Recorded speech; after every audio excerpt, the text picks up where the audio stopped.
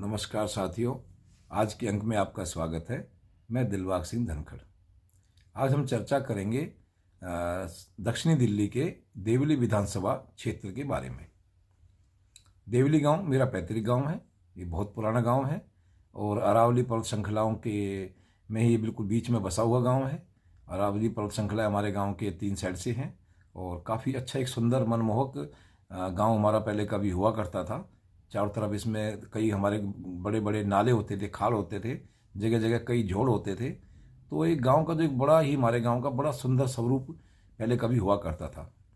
खैर विकास होता है, धीरे धीरे सभी तरफ विकास हुआ और जो गांव के जो दिल्ली के खासकर जो गांव का एक स्वरूप है वो धीरे धीरे ख़त्म होता चला गया। अब दिल्ली में जब 1982 में एशियाड गेम हुए तो उस समय काफ़ी रोजगार के अवसर पैदा हुए।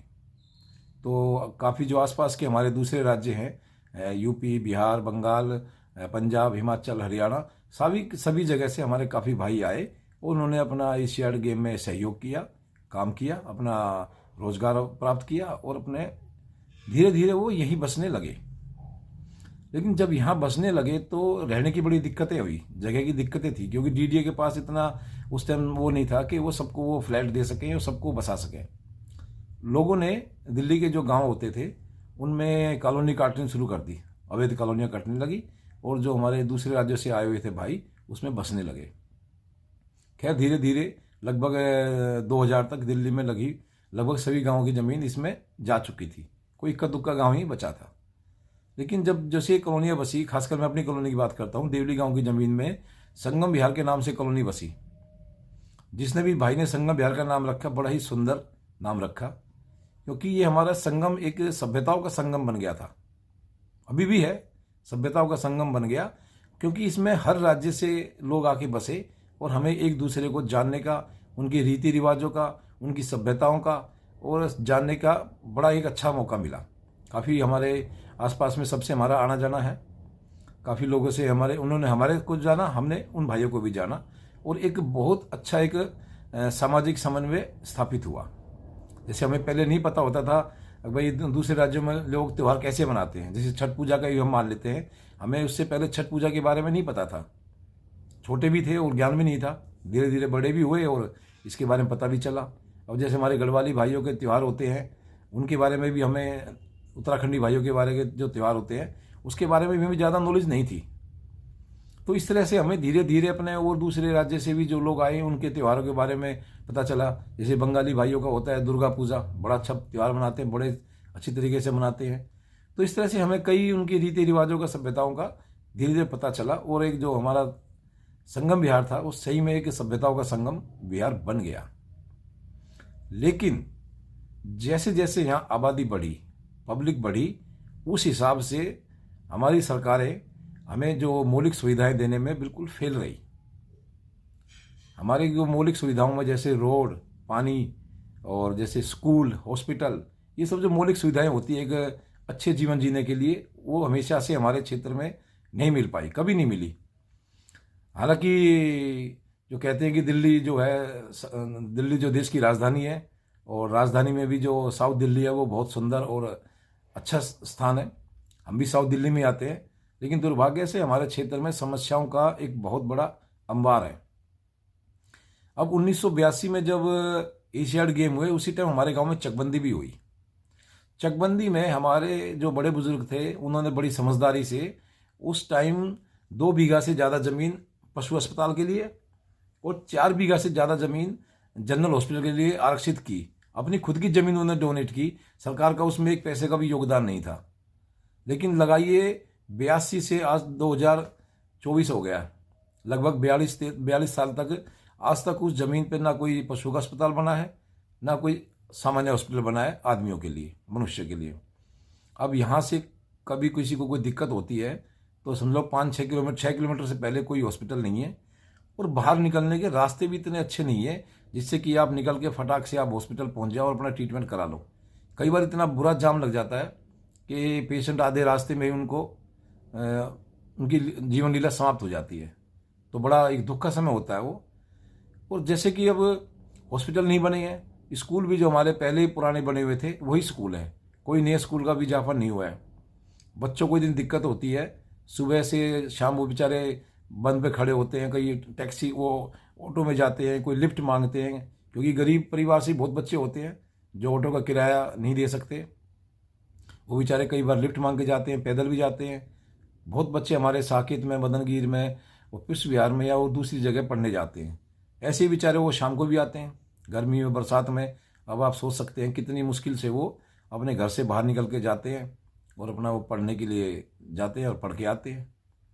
ऐसे ही आप देख लो यहाँ पर हमारे रास्ते 2001 में एमसीडी में एक 2001 में जो एक मास्टर प्लान जो हमारा बना, उसमें तिगड़ी रोड हमारा 60 फुट का सीधा होली चौक बांध रोड तक दिया था। उसकी नपत भी हुई थी, लेकिन आज तक उस रोड पर कोई काम नहीं हुआ।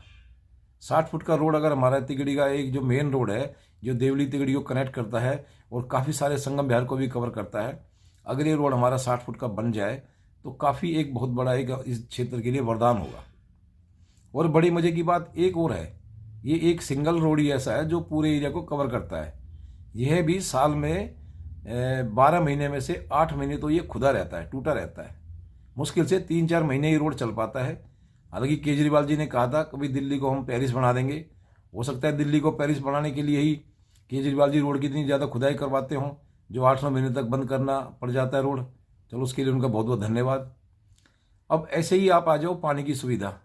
अब टैंकरों से हमारे क्षेत्र में पानी की सप्लाई होती है। जब रोड हमारे टूट जाते हैं, तिगड़ी वाला खासकर रोड हमारे बंद हो जाते हैं, तो सारी पब्लिक जो सैनिक फॉर्म से आनी शुरू हो जाती है, टैंकर वगैरह। और उस टाइम सैनिक फॉर्म एकमात्र ऐसा रास्ता होता है जहाँ से काफ़ी पब्लिक हमारी निकल के जाती है। लेकिन जब टैंकरों का वहाँ आवाजाही बढ़ जाती है तो सुबह शाम इतनी दिक्कत होती है कि आम आदमी ना तो सुबह टाइम से अपने काम पे पहुँच सकता है, ना बच्चे टाइम पे पहुँच सकते हैं। ऑटो, टैक्सी सब ऐसे बुरी तरह से जाम में फंस जाते हैं जिसका कोई निवारण दिखाई नहीं देता। ये एक दिन का काम नहीं है, ये डेली का काम है। तो हमारे क्षेत्र में जैसे किसी भाई ने जिसने भी नाम रखा था संगम विहार, वो सभ्यताओं का संगम विहार था, लेकिन अब धीरे धीरे ये समस्याओं का संगम विहार बन गया है। इसमें इतनी समस्याएं हैं कि इसको अगर समस्याओं का संगम विहार कही जाए तो कोई अतिशयोक्ति नहीं होगी। और हमारे जो जनप्रतिनिधि हैं वो इसको जो समस्याओं का जो संगम विहार बना है उसमें वो पूरा सहयोग कर रहे हैं।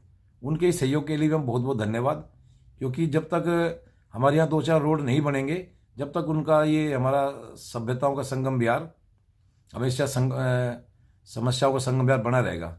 अच्छा, 2021 का मास्टर प्लान में हमारे 5 रास्ते दिए गए थे। 5 रास्तों में से आज तक एक रास्ता भी हमें नहीं मिला है। सैनिक फॉर्म गेट नंबर 1 से एक 100 फुट का रोड है जो सीधा बांध रोड तक आता है, और अपना जो इग्नू वाला रोड है ये भी 220 फुट का हो गया, सीधा जो पीछे से UER2 निकल रहा है, थर्ड रिंग रोड निकल रहा है, उसमें कनेक्ट होना था, वो भी नहीं हुआ है। और जो मंगल बाजार वाला रोड है ये भी 100 फुट का बनना था। एक रास्ता बीच संगम है, इसमें से सैनिक फॉर्म में से और जवाहर पार्क की तरफ से दे रखा है। तो यानी कि 5 रास्तों में से एक रास्ता भी नहीं बना। और छठा रास्ता ये अपना जो तिगड़ी रोड जो निकालना था ये भी नहीं बना। इनमें से अगर 6 रास्तों में से अगर हमें 2 रास्ते भी अगर मिल जाते तो शायद हमारे क्षेत्र का जो समस्याओं का काफ़ी निदान हो जाता। तो इसमें केजरीवाल जी तक अगर ये बात पहुंच जाए तो शायद कुछ वो स्पीड दिखाएं। अब हो सकता है वो दिल्ली को पेरिस बनाने का उनका यही तरीका हो, हमें तो पता नहीं इस चीज़ का, लेकिन अगर उन तक एक बात पहुंचेगी तो शायद कुछ क्षेत्र का कुछ भला हो सके। क्योंकि रास्ते के बिना हमारे क्षेत्र की जो एक समस्याएं हैं वो ख़त्म नहीं हो सकती। जब तक रास्ते नहीं होंगे आप यहाँ कुछ नहीं ला सकते। अब बसेज है, हमने बस को इसमें DTC से हमने कॉन्टेक्ट किया था जी, खानपुर बांध तक हमें बस दी जाए, मिनी बस दी जाए, छोटी बड़ी बस नहीं आ सकती तो छोटी बस दी जाए। उन्होंने मना कर दिया, भाई रास्ते नहीं है, रास्ते की वजह से हम आपको बस नहीं दे सकते। तो मेरे कहने का मतलब यही है, अगर हमारे इन 6 रास्तों में से एक रास्ता भी अगर मिल जाए कि 2 हॉस्पिटल की जगह हमारी इसमें से कोई भी हॉस्पिटल बन जाए और बच्चों के लिए कुछ स्कूल का वो हो जाए, तो शायद हमारी जो साउथ दिल्ली है इसमें जो हम अपने आप को साउथ दिल्ली का एक हिस्सा कहने में हमें भी गर्व होगा। क्योंकि अब तो हमारा एरिया इतना बिल्कुल सड़ा दिया है राजनीति के उसकी वजह से, इसमें कोई सुविधाओं का कुछ नहीं बचा है। आप किसी भी एंगल से नहीं कह सकते कि हम साउथ दिल्ली में देश की राजधानी में रह रहे हैं। तो मेरा तो सभी से यही अनुरोध है, जनप्रतिनिधियों से और हमारे दिल्ली के मुख्यमंत्री जी से, कि हमारे क्षेत्र के बारे में कुछ सोचें। और जो पेरिस ना बनाने की, पेरिस बना दे तो बड़ी मेहरबानी है, कि हमने तो पेरिस कभी देखा नहीं, पेरिस कैसा हो सकता है। लेकिन हमें तो बस थोड़ी सुविधाएं मिल जाए, उसके लिए ही हम आपसे आशा करते हैं कि हमारे क्षेत्र में कुछ समस्याएं कम होंगी, जो सुविधाएं बढ़ेंगी, तो आपका ये क्षेत्र हमेशा एक तरह से आभारी रहेगा। आज के अंक में इतना ही। आपका बहुत बहुत धन्यवाद।